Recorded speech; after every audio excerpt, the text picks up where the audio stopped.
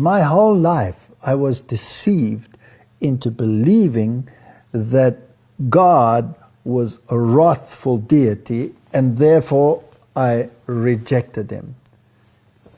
But just a simple look at the cross with a right understanding would negate these ideas altogether. And you would have to see a loving deity in what God was prepared to do for those whom he cared for, whom he had created.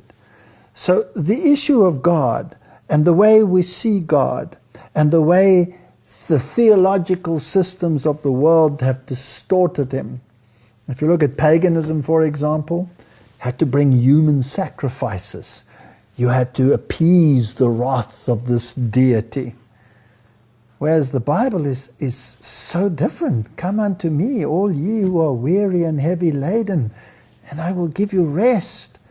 This is a gentle deity. If you look at the great deities out there, and if you look at the stories and the folklore associated with these deities, then there's always the stern side of the deity. For example, in Eastern mythology, you also have the story of the lost son, the prodigal son.